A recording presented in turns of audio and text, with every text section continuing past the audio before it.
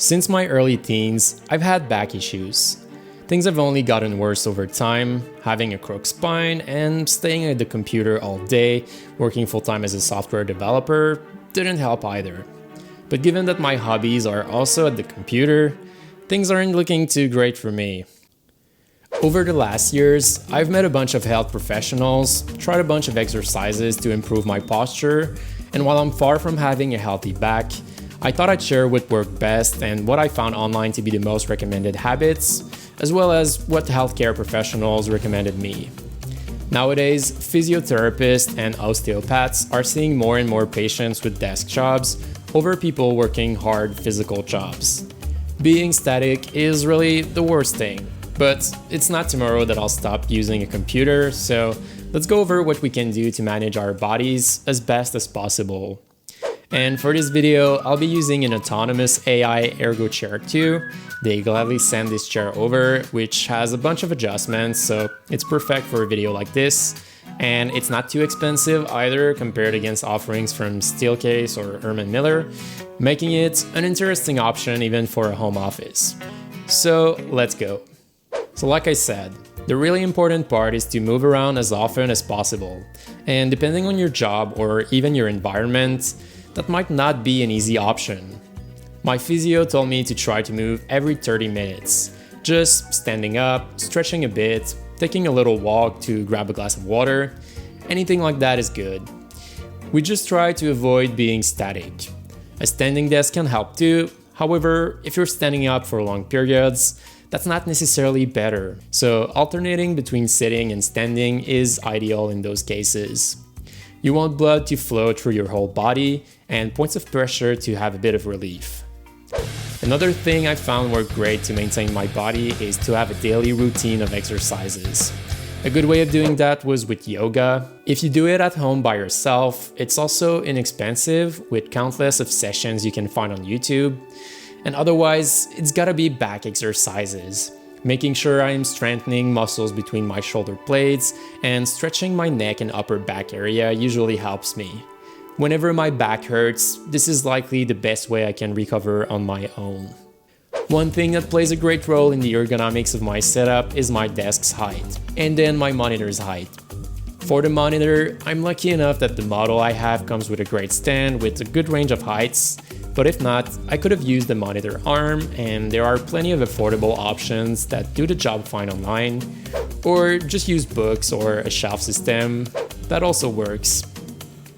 The perfect height, according to many specialists, should be so that your eyes are level with the top half of your monitor, ideally closer to the top than the middle. You see people having their monitors set up super high sometimes, and I've made this mistake before, but it's usually more damaging than anything, putting stress in the back area of the neck. I also recently started to tilt my monitor back a little so that its surface is always about the same distance from my eyes. If your desk allows for height adjustments, or if you have a sit-stand desk, it's quite easy to get it at a proper height, and you generally want it to be at elbows height. But if your desk is not adjustable, you'll have to adjust your chair's height instead. Having a properly adjusted chair is probably as important, and while good ergonomic chairs are usually expensive, the autonomous AI ErgoChair 2 is on the cheaper side while still having plenty of adjustments, and we'll use it in the following. If your chair offers seat depth adjustment, you want to set it so that you can fully sit back and have your lower back touching the backrest, while still having about 1 inch left between the seat and the back of your knees. That way your lower back is supported and you don't cut the blood flow at the back of your legs. Ideally, you'd want your elbows resting on your armrest without feeling any sort of tension in your shoulders. You don't want them too high or too low. If your chair allows for it, you can adjust the height, width, and depth of your armrests, like the ErgoChair 2 does, for the optimal position. They go a bit inward, but I'd personally have them even a little closer to me if I could. Then you adjust your chair's height so that your desk surface is aligned with your armrests. That way your arms should be straight horizontal to have a great posture for your keyboard and mouse. Now for your back, you'll want lumbar support, which can be done with a small pillow if needed, but fortunately the ErgoChair 2 has an adjustable lumbar support.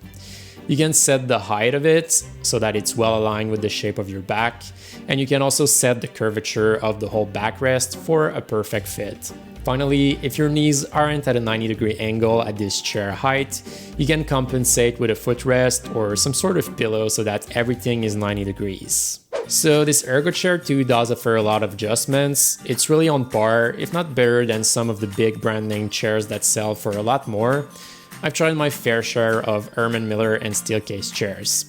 The compromise here is that it's not exactly the same quality, some parts wobble a bit, and some of the mechanisms won't necessarily pass the test of time, being mostly plastic. But for home usage, I feel like this is good enough, and it's definitely providing the level of adjustment and comfort that you'd expect from more expensive brands at a more reasonable price. And I like that. Definitely a model I would recommend. I'll have a link in this video's description to Autonomous's website if you want to learn more about this chair. So that wraps it up for today. I haven't gone in depth in terms of peripherals and other aspects of a setup, but let me know down below if that's something you'd like to see. As always, thank you for watching. Make sure you leave a like if you did, and if you didn't, just let me know why in the comments below. Otherwise, don't forget to subscribe if you still haven't already, as I'll see you in the next video.